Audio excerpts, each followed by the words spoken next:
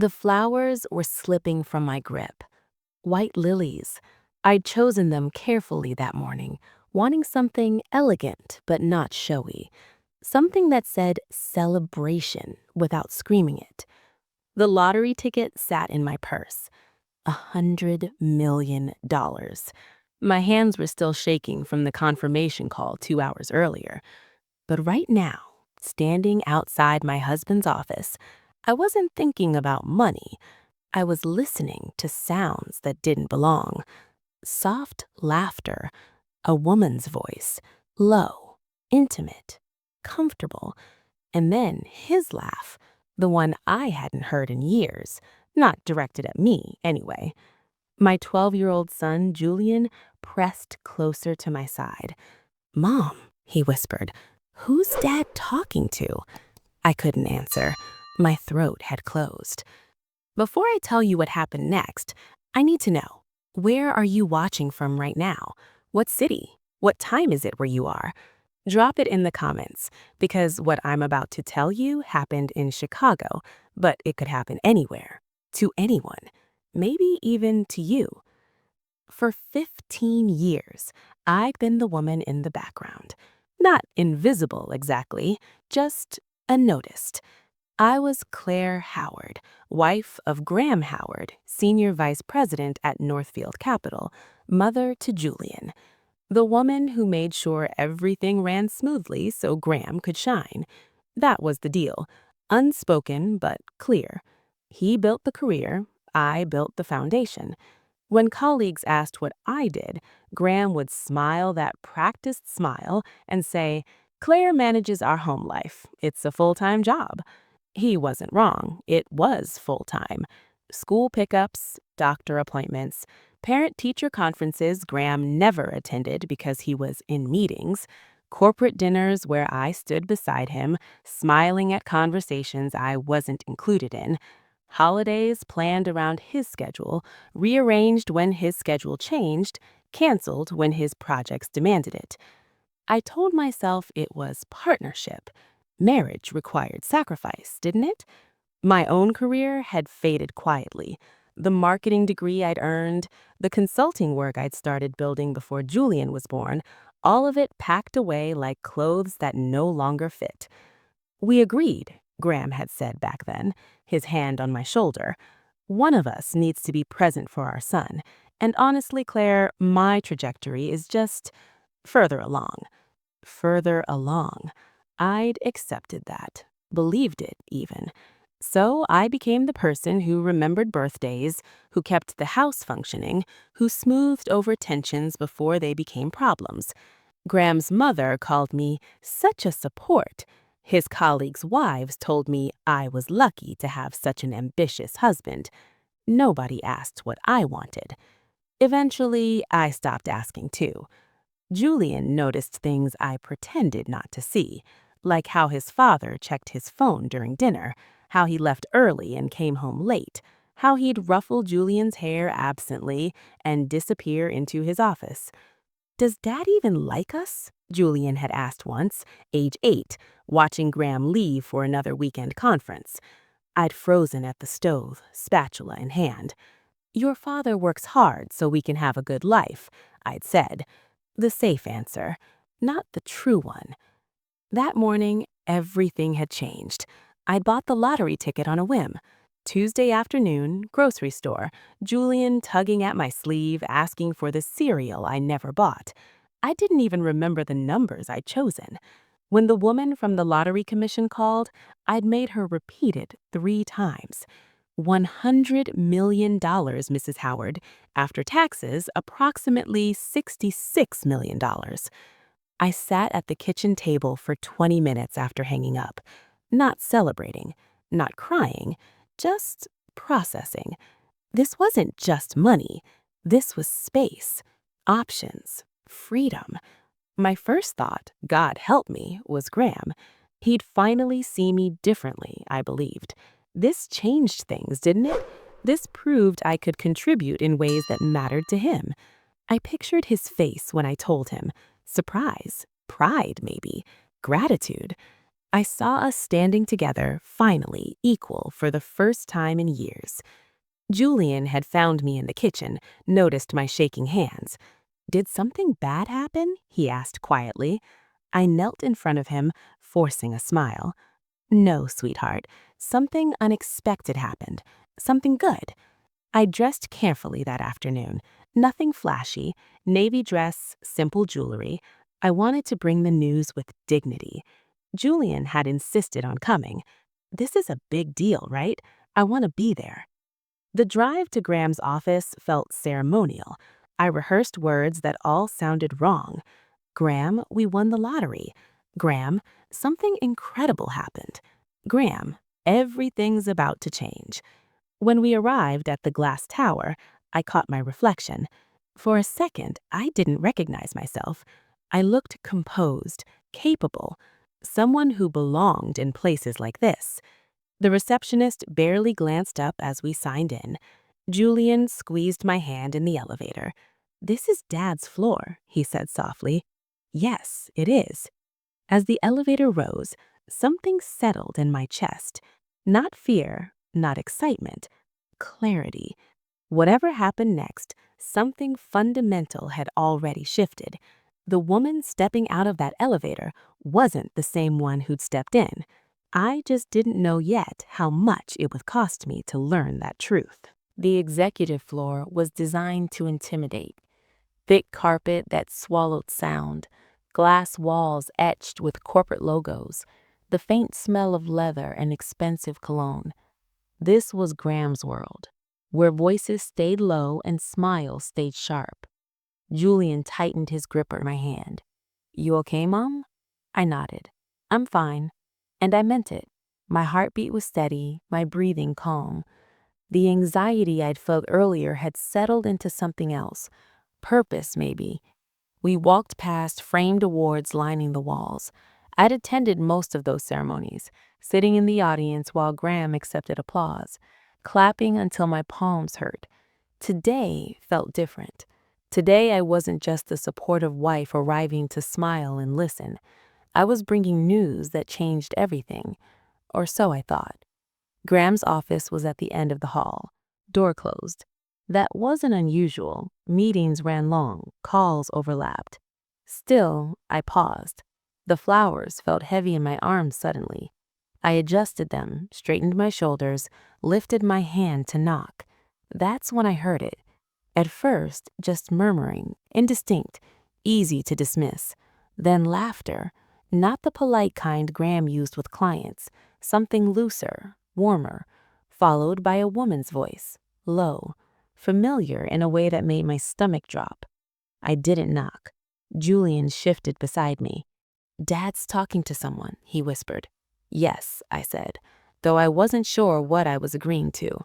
The sounds continued. Movement. Voices too close together to be professional. I felt strange, detached, like my body understood before my mind would accept it. I leaned closer to the door, not pressing my ear against it, just listening, hoping the sounds would resolve into something harmless, a misunderstanding, a mistake. They didn't. Instead, I heard Graham's voice clearly now, warm, playful, a tone I hadn't heard directed at me in years. Something inside me went quiet. I lowered my hand from the door, looked down at Julian, who was watching my face with growing concern. "Mom," he said, "what's wrong?" I didn't answer right away. I was suddenly aware of everything, the hum of air conditioning, a phone ringing somewhere distant, the way the bouquet trembled in my grip. In that moment, I understood with brutal clarity. Whatever waited behind that door wasn't a mistake. It was a choice, made repeatedly, deliberately, in spaces I helped protect.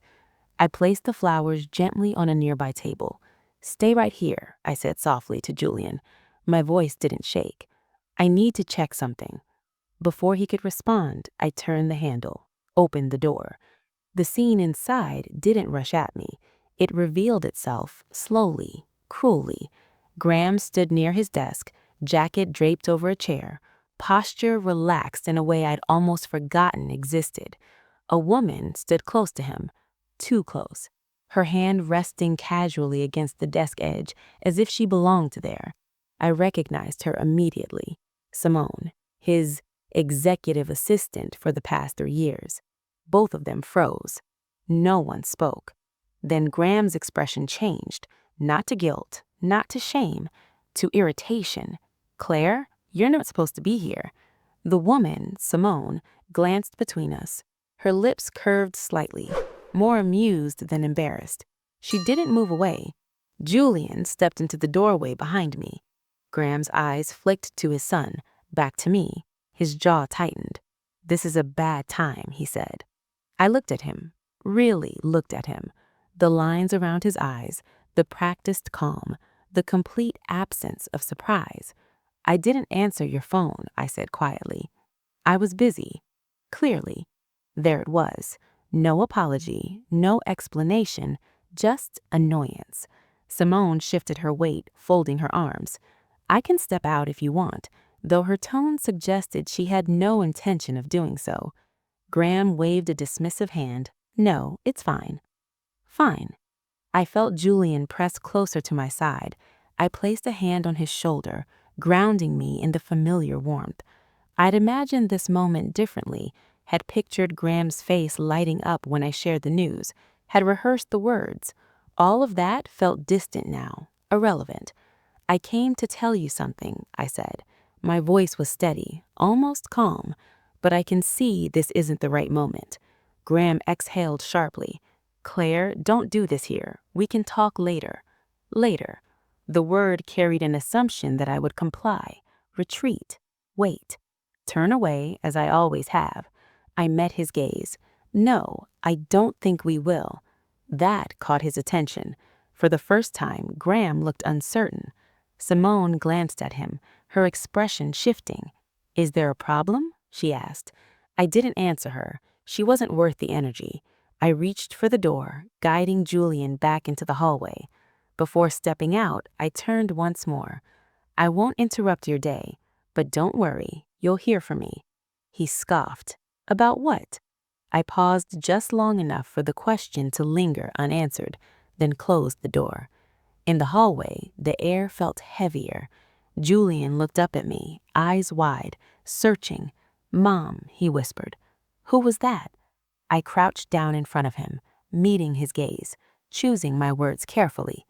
"That was someone your father chose to bring into our lives, without asking." Julian frowned. Are we?" I placed my hands on his cheeks gently. "We are okay," I said. And this time, it wasn't reassurance. It was a decision. The drive home passed in a blur. I focused on the road. Red lights, turn signals, the familiar route that usually calmed me. It didn't calm me now. Julian sat quietly in the passenger seat, watching me with careful eyes. "Are you mad?" he asked finally. I considered the question. "No," I said honestly. "I'm clear." That seemed to satisfy him. When we reached the house, Julian headed inside without being asked, retreating to his room with the quiet understanding of a child who knew space was needed. I stood alone in the driveway for a moment. This house, this life, I had protected it fiercely. Inside, I set my purse down with deliberate care, moved through the kitchen, the living room, touching nothing unnecessarily, seeing it all as if for the first time. The framed photos on the wall caught my attention. Family vacations, forced smiles. Graham always positioned slightly forward, always the focal point. I reached up and turned one frame face down, then another. Not in anger, in clarity. My phone buzzed. I answered. "What?" I said calmly. "You embarrassed me," Graham said immediately. The audacity almost made me laugh. "I walked in on you," I replied. "You embarrassed yourself." Brief pause. I could picture him, jaw clenched, eyes calculating, already shifting blame into position. "That woman is a colleague. This is being blown out of proportion." I closed my eyes for a moment, not because I was overwhelmed, because I was done listening. "Don't insult me," I said quietly, "and don't pretend this is new." Another pause, longer this time. "What do you want?" he asked. There it was. Not, "Are you okay?" Not, "We need to talk." Just a transaction. "I want space, and I want you to leave." Graham scoffed. "This is my house." "No," I corrected him. "It's our house. And tonight, I need you out of it. You can't just decide that. I'm being clear. You can stay elsewhere tonight. We'll talk later when lawyers are present." Silence fell between us, heavy, charged. "You're overreacting," Graham finally said. I ended the call. My hands trembled then, not from fear, from the effort of restraint. I placed them flat on the counter until the sensation passed. That evening, I cooked dinner. Simple, familiar. Julian ate quietly, glancing at me occasionally, checking that I was still there. "Is Dad coming home?" he asked. "No," I said. "Not tonight." "Okay," he replied, accepting it with maturity that made my chest tighten. After Julian went to bed, I sat alone in the living room. The house felt different now, larger, quieter, unclaimed. My phone lay on the table untouched. Messages continued to arrive. I didn't read them. Instead, I reached into my bag and pulled out the folded document, the confirmation letter. I read it again, slowly. $100 million. My name. Only my name. For the first time since leaving Graham's office, emotion crept in. Not grief, not rage, something unexpected. Relief. Not because of the money itself, but because of what it represented. Independence. Options. Proof that my life did not end at the edge of his approval. I thought back to the moment in the hallway, the sounds behind the door, the instant my excitement had collapsed into silence. I realized now what had stopped me cold wasn't the betrayal itself. It was recognition. I'd been standing outside that door for years. Graham came home late that night.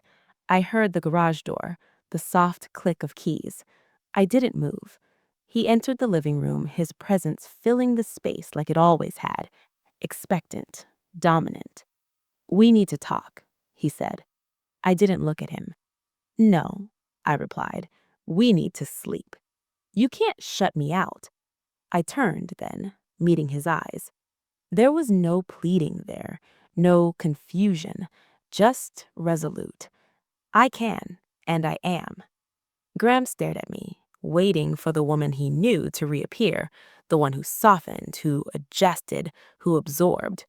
She didn't. "This doesn't have to be ugly," he said carefully. I nodded. "That depends entirely on you." He studied me for a long moment, unsettled. Something had shifted. He felt it even if he didn't understand it. "I'll take the guest room," he muttered. I watched him walk away. Didn't follow, didn't call after him. That night, alone in my bed, I stared at the ceiling. The hurt came in waves now, quiet, controlled, manageable. But beneath it, something stronger had taken root. I was no longer reacting. I was deciding.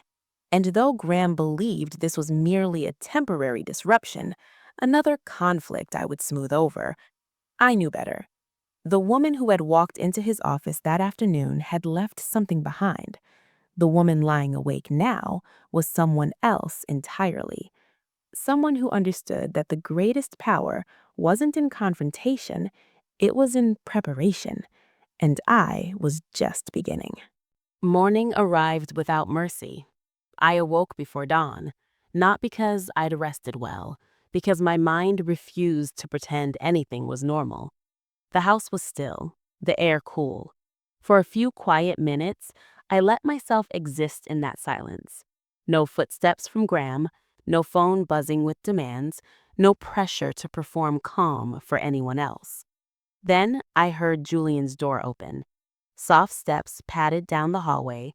He appeared in the kitchen doorway.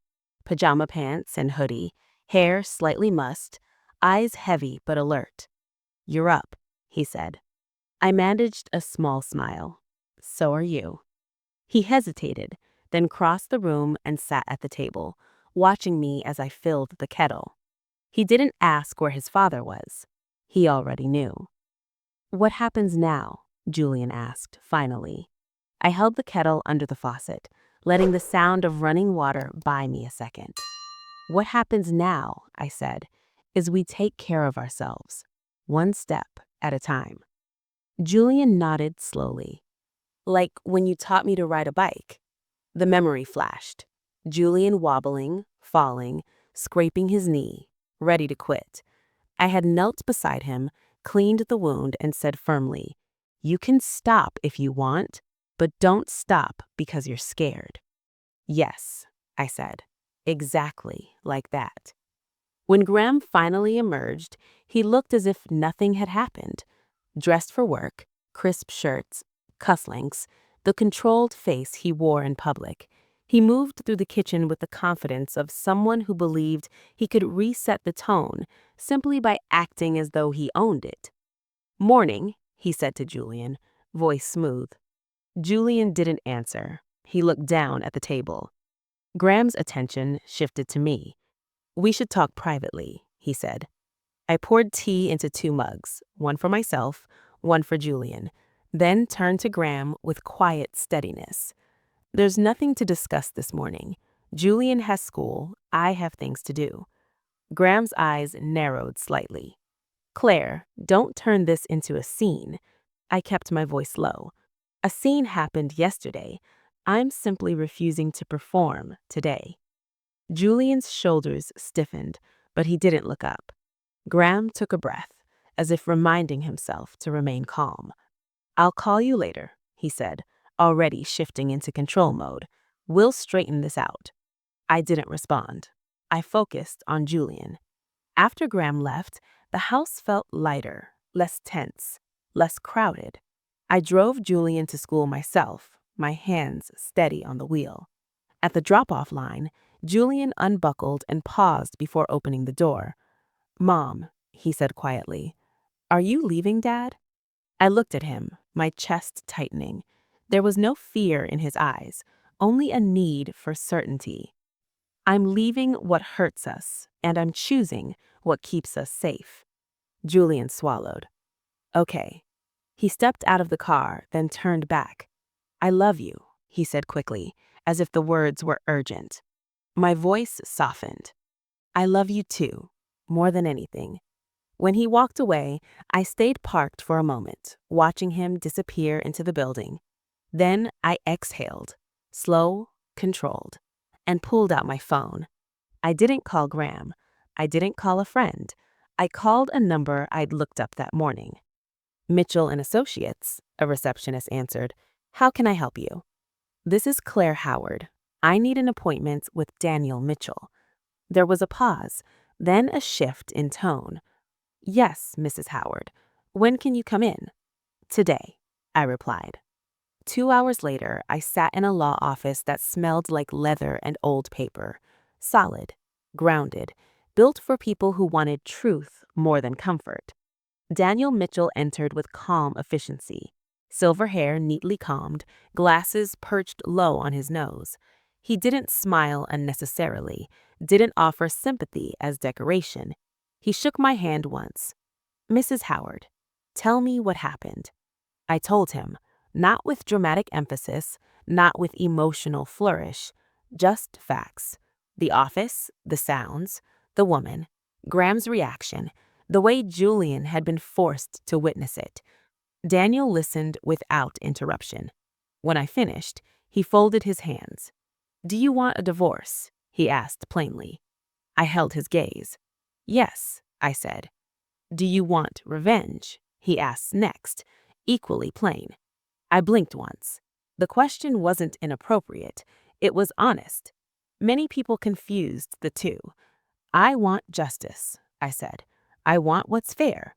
and I want him to stop treating me like I'm nothing." Daniel nodded slightly, as if he respected the distinction. "Good," he said. "That mindset will protect you." He reached for a file folder. "Now tell me about your finances." I hesitated, then took out the lottery confirmation letter and slid it across the desk. Daniel opened it, scanned it. His expression barely changed, except for a subtle tightening around his eyes, the look of a man recognizing leverage. "This is in your name only?" he asked. "Yes," I said. "I never added him. I haven't told him yet." Daniel leaned back. "That," he said, "was your first smart move." My lips pressed together. It wasn't strategy. I just didn't get the chance. Daniel's gaze stayed steady.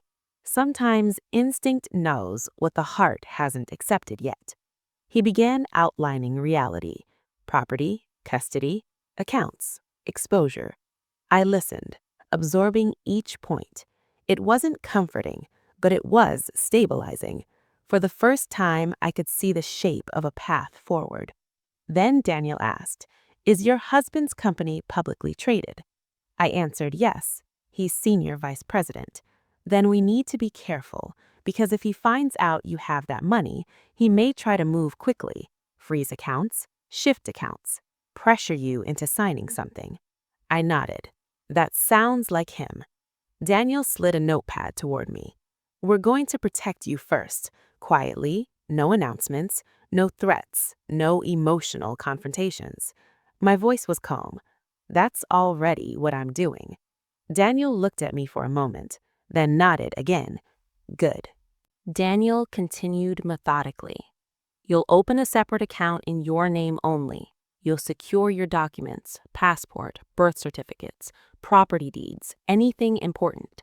And I want you to write down everything you remember from yesterday: times, names, details. We treat truth like evidence, not like a story." I felt something settle inside me. Evidence. That word made the situation real in a way my pain hadn't. "Also," Daniel added, "we'll need to understand your husband's patterns, not just emotionally, financially." I frowned slightly. "What do you mean?" Daniel didn't answer directly. Instead, he asked, "Has Graham ever insisted you sign things you didn't fully read?" My mind flickered back. Papers placed in front of me at the kitchen table. Graham tapping his pen, saying it's just a formality. I had signed because I trusted him, because I didn't want conflict. "Yes," I admitted. Daniel's face remained composed, but his voice sharpened by half a degree. "That matters, because men who betray at home often betray elsewhere, too." I left the office with a thin folder of instructions and a heavier, clearer understanding of the battlefield I had stepped into. The sky outside was bright, the world moving as usual, but I felt altered, like I had crossed a line I could never uncross. My phone buzzed as I walked to my car. Graham. I almost didn't answer. Almost. But this time, I did. His voice was different, strained, stripped of performance. "We need to handle this like adults. Stop ignoring me." I stared at the screen for a moment, then typed back only 5 words.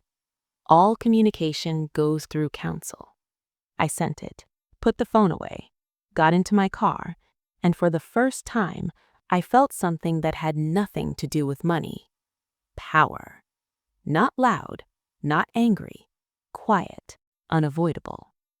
The next few days unfolded in careful sequence. I followed Daniel's instructions exactly. Opened a new account at a different bank, transferred the lottery winnings, secured documents in a safety deposit box Graham didn't know about. I moved through the house like a ghost, present but untouchable. Graham tried different approaches. First, silence.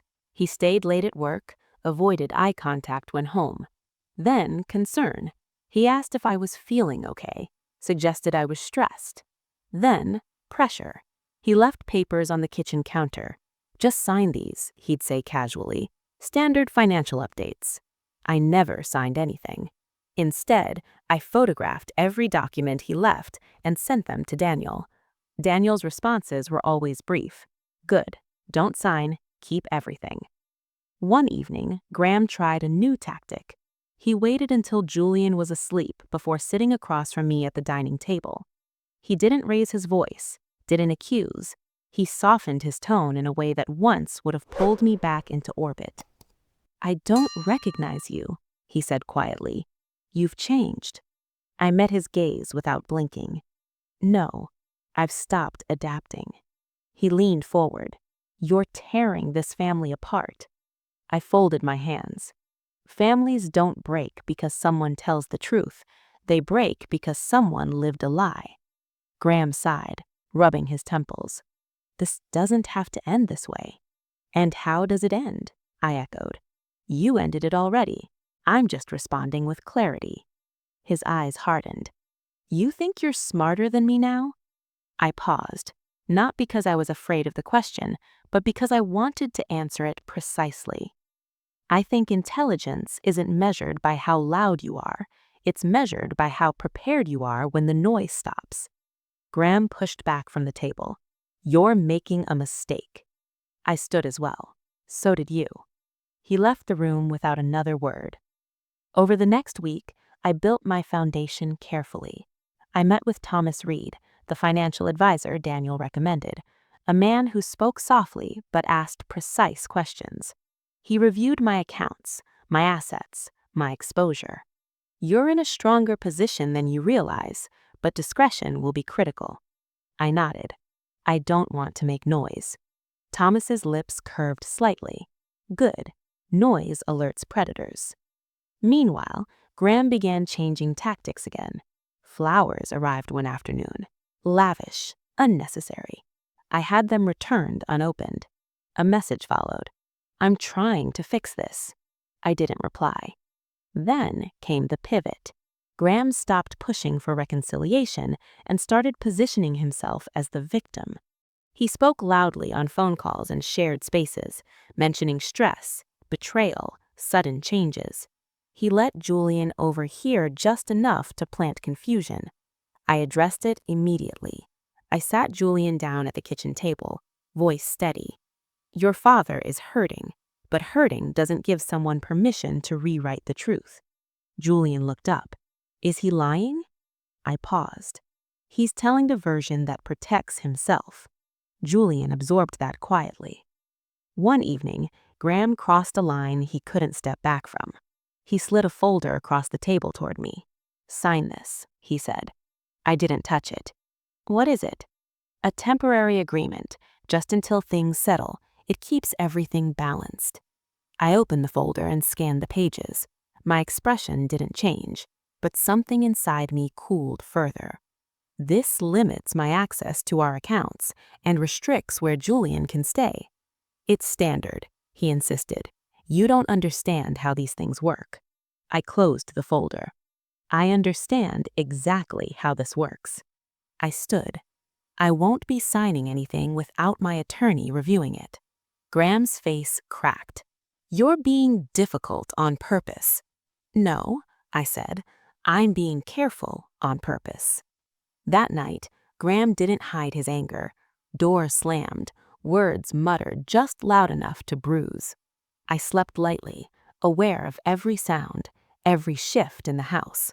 But beneath the vigilance, I felt something steady, an internal anchor that hadn't been there before. This was no longer about saving a marriage. It was about protecting a future. The following morning, Daniel called. "Graham contacted me," he said. "He's eager." I exhaled slowly. "That means he's scared." "Yes," Daniel agreed, "and scared men make mistakes." I looked out the window at the quiet street, the world moving on as if nothing had changed. "Then we let him," I said. Over the next few days, Graham's behavior grew increasingly erratic. He oscillated between charm and hostility, alternating apologies with accusations. He began staying out later, drinking more, making calls he thought I couldn't hear, but I heard everything. One evening, while Graham showered, his phone buzzed on the kitchen counter. I didn't touch it. I didn't need to. Moments later, he rushed in, snatching it up, face tight. "Who was that?" I asked, casually. "No one," he snapped.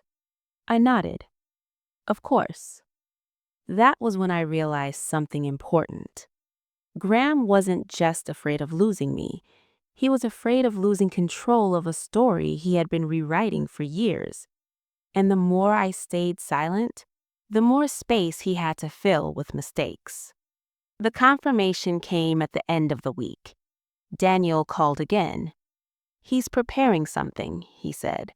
"We don't know exactly what yet, but he's trying to move first." I looked out the window. Children riding bikes, neighbors walking dogs, the world oblivious. "Then we let him," I said. Daniel paused. "You're very calm." I smiled faintly. "I've already survived the worst part." "What was that?" he asked. "Realizing I was alone long before he betrayed me," I replied. That night, I packed a small bag. Not to leave, but to be ready. I placed it in the trunk of my car along with copies of documents, a spare phone, Julian's favorite jacket. Preparation was not fear. It was respect for reality. As I stood in the garage, lights dim around me, I felt something settle into place. Graham believed he was still ahead of me. He was wrong. I wasn't chasing him. I was waiting for the moment he exposed himself, fully believing no one was watching. And when that moment came, I would be ready. The meeting was not accidental. The cafe Daniel chose sat just far enough from Graham's usual territory to avoid coincidence, yet close enough to feel deliberate. I arrived early, ordered tea, took the seat with my back to the wall, a habit I hadn't realized I'd developed until recently. Daniel arrived precisely on time. He didn't waste words. He made his first move, he said, sitting down. My posture didn't change. What kind? Paperwork. Subtle, time-sensitive, designed to look harmless. He slid a thin folder across the table. I opened it slowly, scanning the pages. The language was dense but familiar. Temporary restructuring, asset consolidation, discretionary authority, the kind of document people signed when they trusted the person placing it in front of them. "He's attempting to reposition marital assets under business protections," he continued. "If you had signed anything he gave you earlier, this would have been easier for him." I closed the folder. But I didn't. "No," Daniel agreed, and that changed everything. I sipped my tea, letting the warmth steady me. "What happens now?" Daniel leaned back. "Now we do nothing visible, and we prepare something invisible." He explained the plan, not as a trap, but as a mirror. Graham would be allowed to proceed, to believe he was ahead, to continue documenting his own intent through haste and overreach. The law didn't require a dramatic confrontation. It required timing. "You'll likely be approached again," Daniel said. "He'll frame it as compromise. He may even apologize." I nodded. "He's already rehearsing." Daniel studied me. "You don't sound angry." "I'm not," I replied. "I'm alert." That afternoon, I drove to pick up Julian from school. The routine grounded me. The familiar route, the slow crawl of cars, the cluster of children spilling onto the sidewalk. Julian climbed into the passenger seat, backpack thudding against the door. "Dad didn't come," he said. I kept my eyes on the road. "I know." Julian hesitated. "He said he had a meeting." I nodded. He probably did. There was a pause. Then Julian spoke again. "Mom, if people do something wrong for a long time, do they forget it's wrong?" I considered the question carefully. I think, I said, some people confuse getting away with something for being right. Julian leaned back in his seat, absorbing that. That evening, Graham came home unusually early. He moved through the house with exaggerated calm, as if performing a role he believed I expected. He even helped set the table, something he hadn't done in years. "We should talk," he said, voice measured. I didn't refuse. I sat across from him, hands folded, expression neutral. "I've been thinking," Graham began, "about us, about how things escalated." I waited. "I don't want this to become a war," he continued. "That won't help Julian." I nodded. "I agree." Relief flickered across his face, too quickly. "So let's agree to keep this private," he said. "No lawyers tearing everything apart. We can handle things internally." I tilted my head slightly. "Internally favors the person who controls the system." Graham's jaw tightened. "I'm offering peace. You're offering quiet. Those aren't the same thing." He sighed, leaning forward. "You're making this complicated." I met his eyes. "I didn't start the complication. I am responding to it." He reached into his briefcase and pulled out another folder. "This is fair," he said. "Just review it." I took the folder but didn't open it.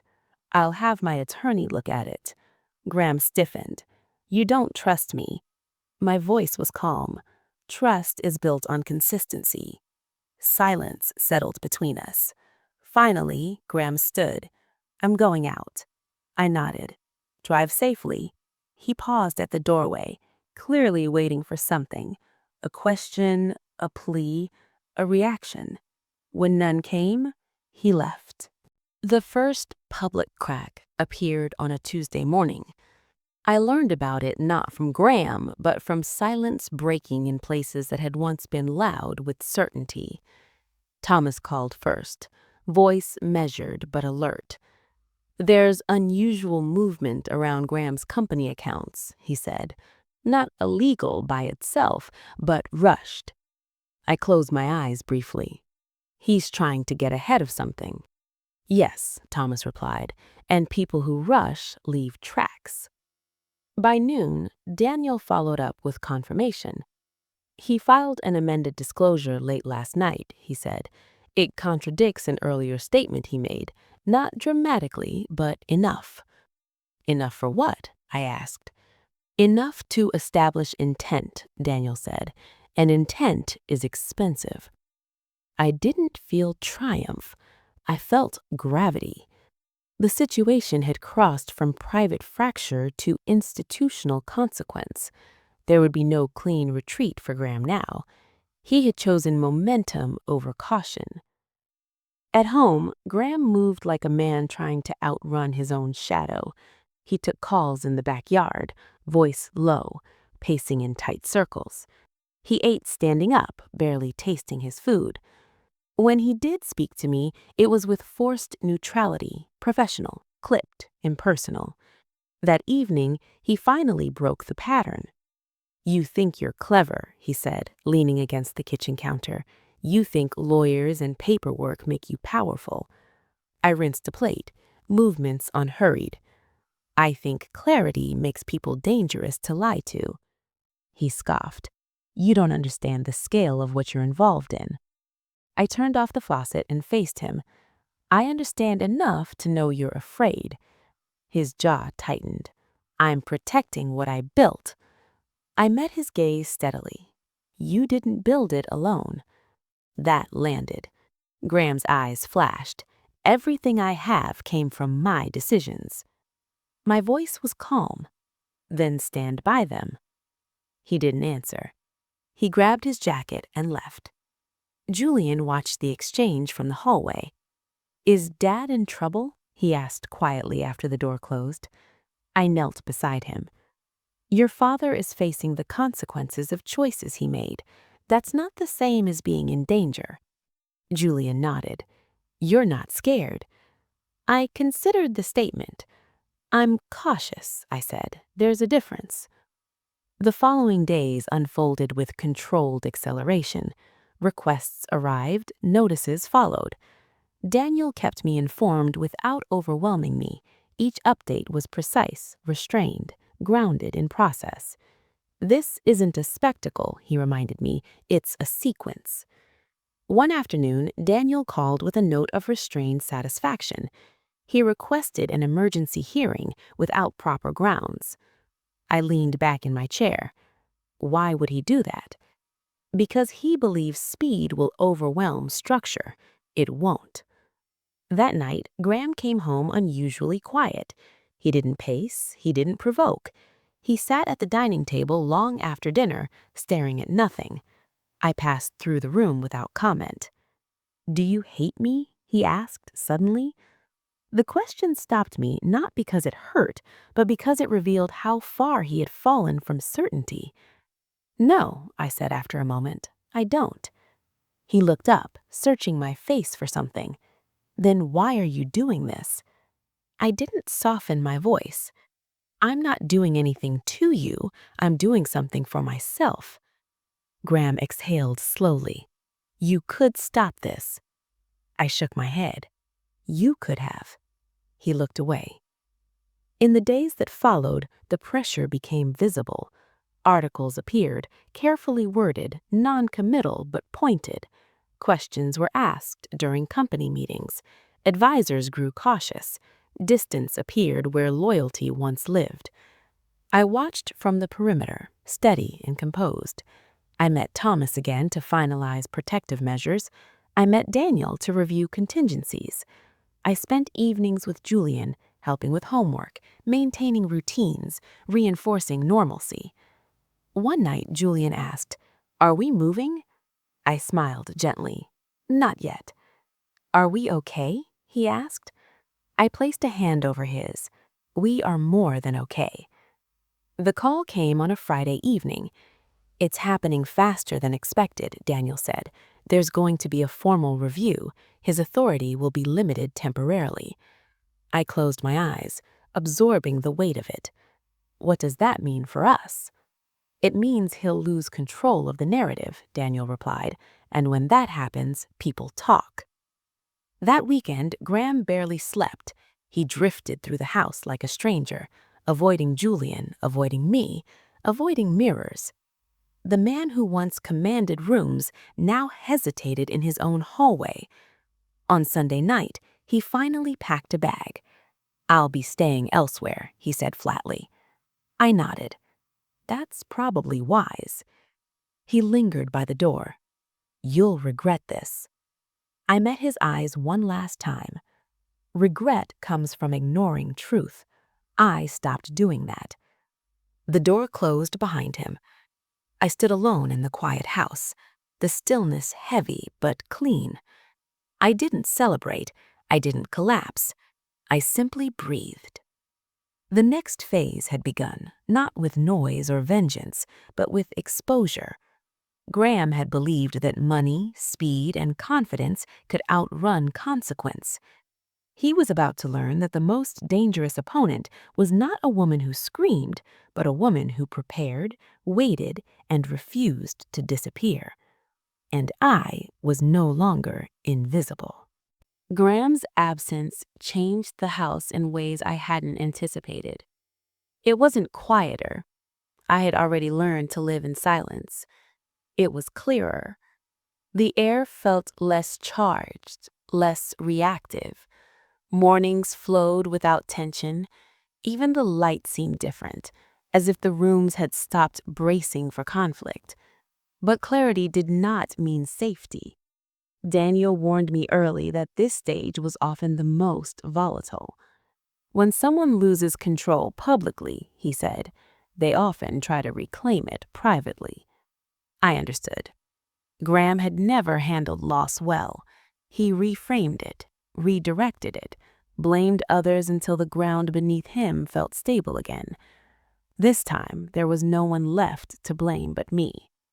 The first attempt came disguised as generosity. A message arrived late one evening, short, measured. "We should meet, just us, no lawyers, for Julian."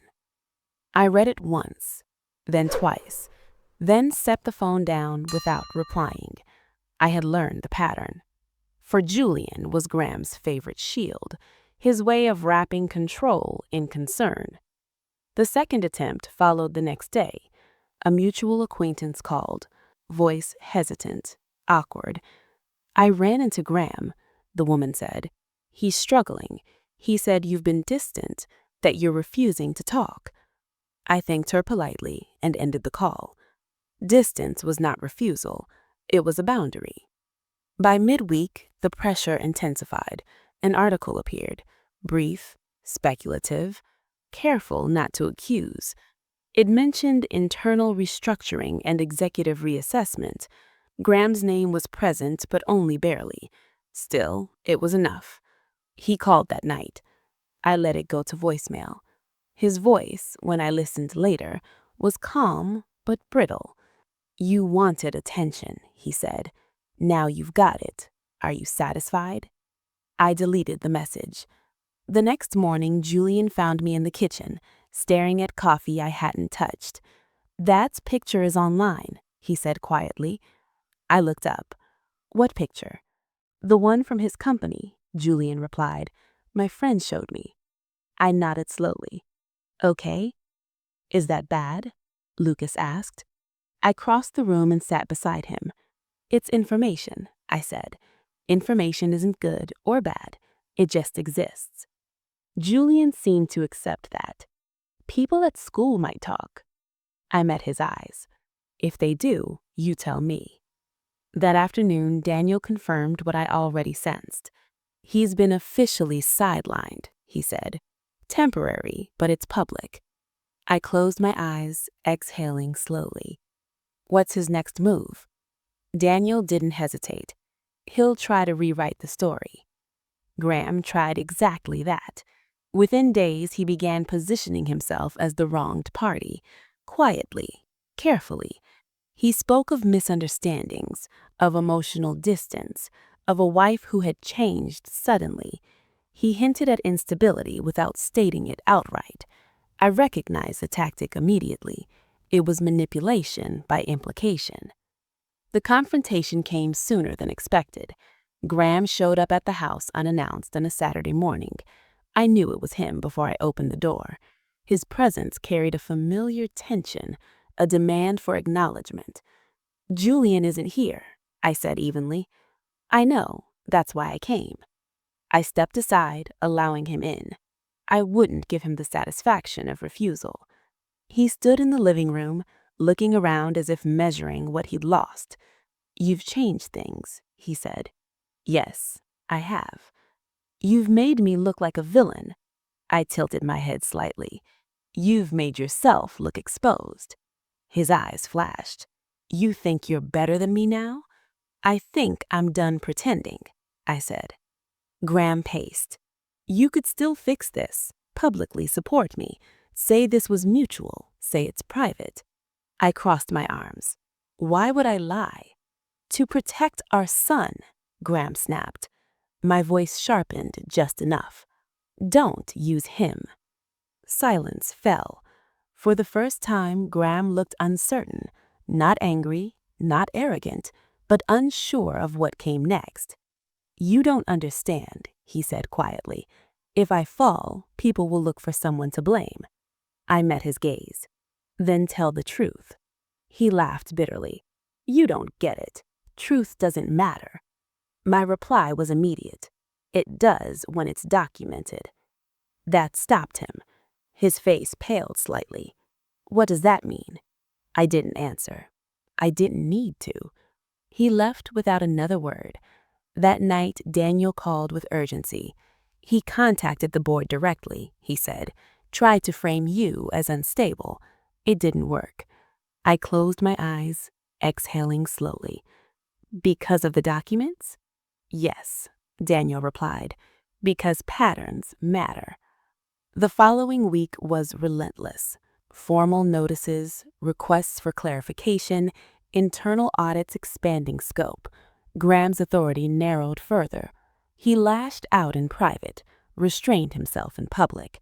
I stayed steady. I took Julian to school. I cooked dinner. I attended meetings with Thomas and Daniel. I slept. One evening, Julian asked, "Is Dad going to be mad forever?" I considered the question carefully. "I don't know," I said honestly, "but his feelings are his responsibility." Julian nodded. "I like it when things are quiet." I smiled faintly. "So do I." The final blow didn't come with drama. It came with an email. Daniel forwarded it late one night. "They've scheduled a formal vote. He won't survive it." I sat in the dark living room, the house still around me. I didn't feel relief. I didn't feel triumph. I felt gravity. Graham had crossed every line available to him, and now the consequences were no longer mine to carry. The next morning, headlines appeared. Measured, restrained, devastating in their calm. Graham Howard was officially removed from his position pending review. I turned off the television. I stood by the window, watching the street wake up, children walking to school, life continuing. I thought of the woman I had been, the one who stayed quiet to keep peace. I understood now that peace built on silence was never peace at all. And as the world adjusted to the truth Graham had tried to outrun, I felt something settle deep within me. Not victory, freedom. The fallout did not explode, it spread. That was the part no one warned Graham about. The way consequences moved quietly through paperwork and policy, through conversations held behind closed doors, through decisions made without spectacle. There were no shouting matches, no public accusations screamed into microphones. There was simply removal, distance, absence. I felt it in the subtle shifts. My phone stopped buzzing with anxious messages from acquaintances who had once hovered politely at the edge of my life. Invitations dried up. Then, unexpectedly, new ones appeared. Measured, careful, curious. People who had never truly seen me before were suddenly interested. I declined them all. This phase wasn't about visibility. It was about precision. Daniel explained it clearly during our next meeting. "The review has expanded," he said. "What began as governance oversight is now financial." I didn't flinch. "Meaning?"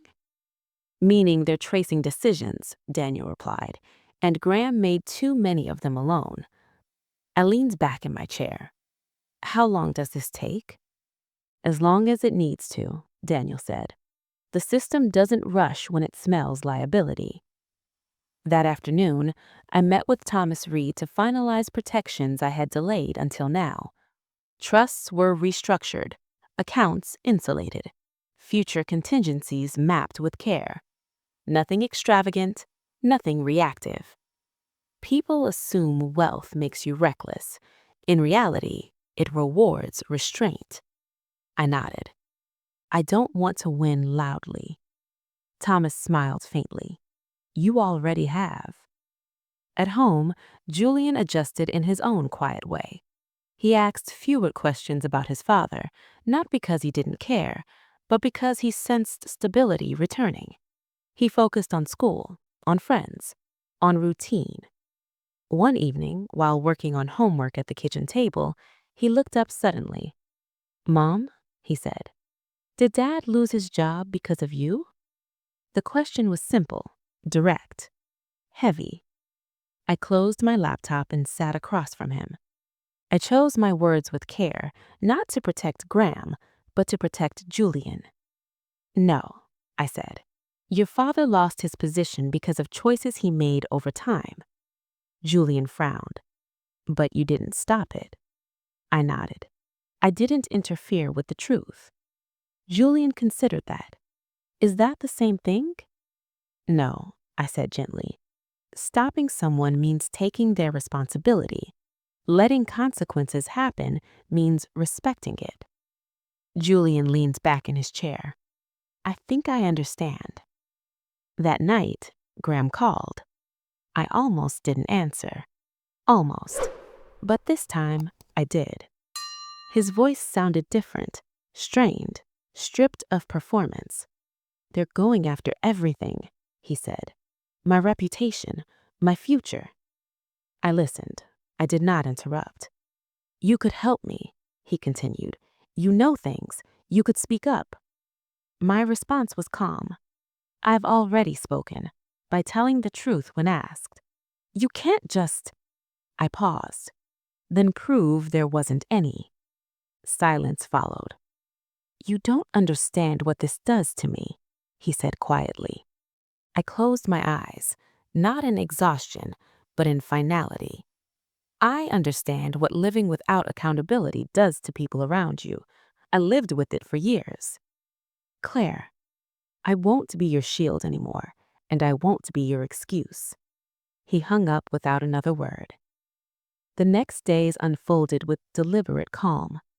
A notice arrived confirming temporary asset freezes, specific, limited, targeted. Graham's access narrowed further. Advisors withdrew. Old allies disappeared. As the legal process advanced, Daniel's updates became shorter, less speculative, more conclusive. "They found what we expected," Daniel said during one call. "Nothing dramatic, just enough." "Enough for what?" I asked. "Enough to close the loop," Daniel replied. The hearing itself was procedural. I didn't attend. I didn't need to. My presence wasn't required to validate facts already recorded. Graham was not charged publicly. There were no headlines screaming scandal. Instead, there was a settlement, quiet, comprehensive, restrictive. When Daniel called with the final terms, I listened without expression. "It's over," he said. I exhaled slowly. "And Julian?" "Protected," Daniel replied. "Fully." That night, I sat alone on the back porch, the air cool against my skin. The house behind me felt solid now, anchored, no longer bracing. I didn't feel joy. I felt completion. Graham sent one last message weeks later. "I never thought you'd do this." I stared at the screen for a long moment before replying. "I didn't do anything. I stopped covering for you." I turned the phone off. The next morning, I took Julian out for breakfast. Something small, ordinary, grounding. As we sat across from each other, sunlight spilling through the window, Julian looked up suddenly. "You're different," he said. "How?" I asked. "You're lighter," he said, searching for the word, "but stronger." I reached across the table and squeezed his hand. That's what happens when you stop carrying things that were never yours. As we left the cafe, I caught my reflection in the glass. I stood straighter now, not out of defiance, but alignment. The woman looking back at me wasn't hardened. She was clear. The storm had passed, not with thunder, but with consequence. And in the quiet that followed, I realized something important. Justice didn't arrive as a dramatic reversal.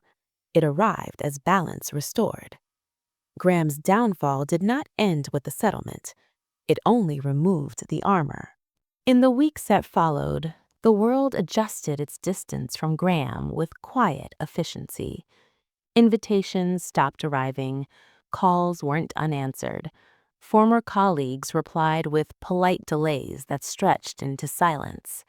He was no longer consulted, no longer deferred to, no longer feared. I observed it all from a deliberate distance. I didn't monitor him. I didn't ask for updates. Information arrived anyway, filtered through Daniel, through Thomas, through the subtle shifts that always followed public disgrace. The system had finished with Graham. What remained was a man forced to live without the echo of power. The first sign came through Julian. "He came to my game," Julian said one evening, removing his shoes by the door. "Dad, I mean." I looked up from the kitchen counter. "Did he talk to you?" Julian shrugged. "He watched. He left early." I nodded. How did that make you feel? Julian thought for a moment. Confused, but not bad. I smiled gently. That's okay. With the legal noise fading, I turned my attention inward, not to heal loudly, not to reinvent myself publicly, but to recalibrate. I began mornings earlier, walking through the neighborhood while the world still slept. I read books I'd once postponed. I attended meetings by choice, not obligation. Thomas invited me to sit in on a philanthropic board discussion, informal, exploratory. I listened more than I spoke. When I did speak, people leaned in. You don't posture, one woman observed afterward. You just decide. I smiled faintly. I've had practice. Julian adjusted too. His laughter returned in fuller measure. He slept better. He argued less. One evening, while doing homework, he looked up suddenly. "Mom," he said, "are you proud of yourself?" The question caught me off guard. "I'm at peace with myself," I replied after a moment. "That's better." Julian nodded. "I think so too." Months passed. Graham moved out of the city quietly, without announcement. He took a consulting role in another state, smaller, less visible, far from scrutiny. His name faded from conversation, from relevance. I noticed the absence, not his loss, but his space. One afternoon, Julian and I visited a park near the river. We sat on a bench, watching the water move steadily forward. "Do you think Dad's okay?" Julian asked. I considered the question with honesty. "I think your father is learning what it's like to live without shortcuts." Julian nodded. "Is that bad?" "It's necessary," I replied. As the sun dipped lower, I felt a quiet gratitude, not for the pain that had brought me here, but for the clarity it had left behind. I had not emerged hardened. I had emerged aligned. Later that evening, Daniel sent a final message. All matters closed. I stared at the words for a long moment, then set the phone down. I stood by the window, the city lights flickering on, and reflected not on what I had won, but on what I had reclaimed. My voice, my time, my future. Graham had lost everything he thought defined him. I had gained everything I once gave away. And as the night settled into stillness, I understood something essential. The greatest consequence Graham faced was not public removal or financial reckoning. It was being left behind by a woman who no longer needed to look back. Evelyn's, Claire's life did not transform overnight. It settled. That was the difference I felt most clearly. Not a rush forward, not a dramatic reinvention, but a steady alignment that held under pressure. The $100 million remained largely untouched. That surprised people when they learned quietly, indirectly, that I hadn't bought anything extravagant, hadn't announced a new life, hadn't turned my fortune into a spectacle. I saw money differently now. Not as validation, not as armor, as leverage for freedom. I structured it carefully. Portions allocated to security, portions invested with restraint, portions set aside for causes that aligned with my values. Not to be seen, not to be thanked, but to matter. When asked once why I remained so private, I answered simply, because peace doesn't need witnesses. I began volunteering, not publicly, not for recognition, but because I wanted to. I supported organizations that helped women navigate financial independence after long marriages, offering guidance without judgment, sharing knowledge without projection. I never told my full story. I didn't need to. My presence alone spoke volumes. One evening, a woman approached me after a meeting. "How did you do it?" she asked softly. "How did you stay so calm?" I considered the question carefully. Because I stopped trying to be understood by the person who was hurting me and started understanding myself. The woman nodded, ears shining. Sometimes the most powerful transformation doesn't come from shouting your pain into the world, but from choosing yourself in silence. My journey reminds us that dignity is not weakness, and patience is not surrender. Real strength is knowing when to stop explaining, when to stop begging for understanding, and when to let truth speak through action instead of words. Justice doesn't always arrive with noise or revenge. Often it comes quietly, restoring balance while healing the parts of us that were never meant to be broken. This story reminds us that it's never too late to reclaim your voice, your boundaries, your life, no matter how long you stood in the background. When a woman stops carrying what was never hers to begin with, she doesn't just survive, she rises, calmly and completely. If this story touched you, let us know in the comments. What moment resonated with you the most? Where are you watching from? Your voice matters here. And if you believe in stories of quiet strength, delayed justice, and women who rise without hatred, don't forget to subscribe. Hit that like button if this moved you. Share this story with someone who needs to hear it. We're building a community here, a community of people who refuse to be made small. Join us. This is Claire's story reminding you, you are enough. You always were. Now go out there and believe it.